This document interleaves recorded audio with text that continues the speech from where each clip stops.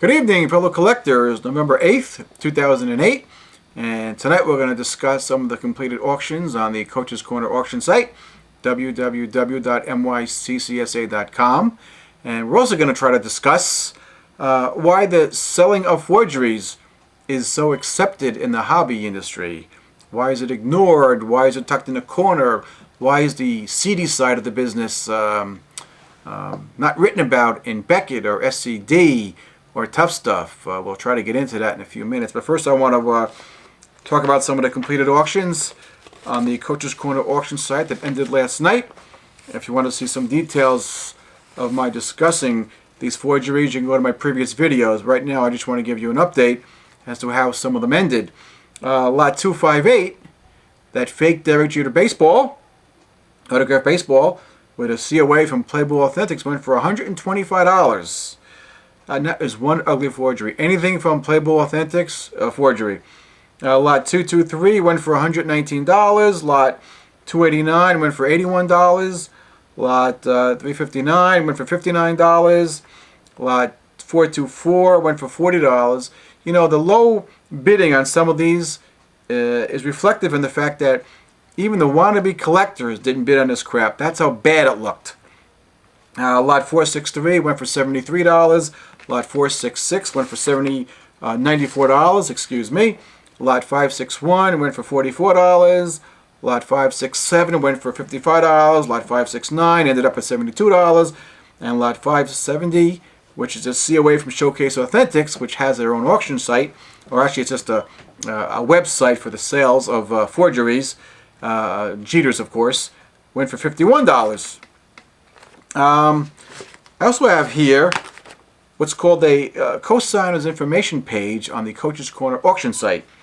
And I'm going to read two of their regulations. One reads, any lots returned due to authenticity will be the responsibility of the co-signer. In other words, Coach's Corner is not taking any responsibility for the sales of forgeries, which is obvious because they just sold a ton of forgeries in their final completed auctions of last night. And they also read, number two, co-signers may bid on their own lots. In other words, they allow shill bidding on the auctions. I find that kind of incredible. But I guess that's the way it is on the Coach's Corner auction site. Let's talk about why the selling of forgeries is so accepted in the hobby. Why doesn't Beckett write about it? Why doesn't SCD write about it? Why doesn't Tough Stuff write about it? I'm puzzled, because I can tell you right now that I've written to Upper Deck, I've written to Steiner Sports, I've written to Topps, and to tell you the truth, even they don't care. We know the athletes don't care because they got a ton of money, so why should they care? But collectors like me and a few others really do care. And I really want to know why the top three magazines don't write about it.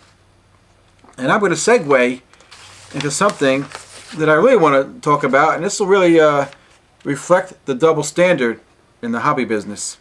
There's a guy named Steve on the SCD website, and he writes a blog I think called The Auction Block. And back in July, he was discussing the sale of a fake Ty Cobb autograph that went on eBay for $102. He was pretty upset about that, and I admired that because that's what I do. But Steve, why don't you talk about and write about all the forgeries being sold on the Coach's Corner auction site? And a couple of them went actually higher than the Ty Cobb forgery. How come you don't talk about the fake Albert Pujols auctions on the Coach's Corner auction site? Or the Alex Rodriguez? How come you don't talk about them? You know why? Because SCD accepts advertising dollars from Coach's Corner. So there's no way that he's going to talk about the forgeries on the Coach's Corner auction site, because that would affect advertising dollars, and you don't want to upset a good customer.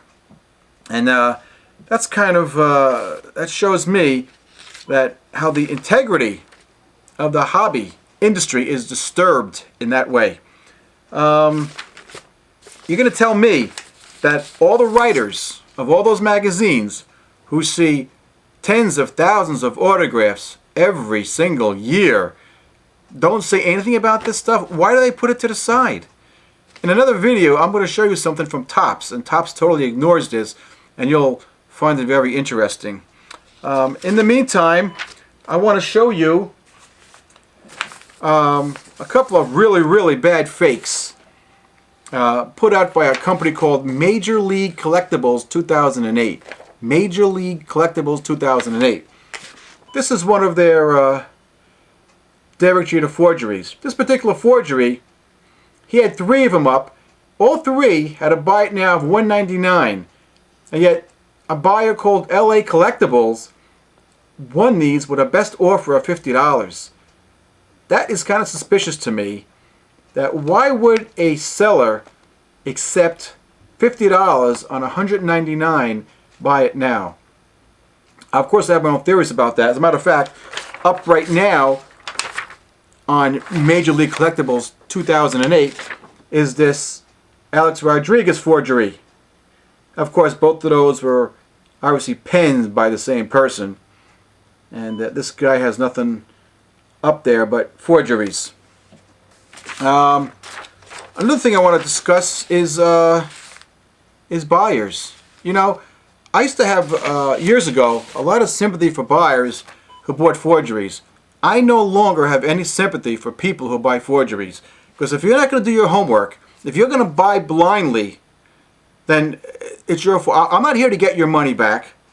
I'm not here to help you. Because years ago, I tried to help people when I saw they were bidding on fakes or that they bought a fake. I get the same response over and over again. Mind your own business, or, you know, this comes with a COA.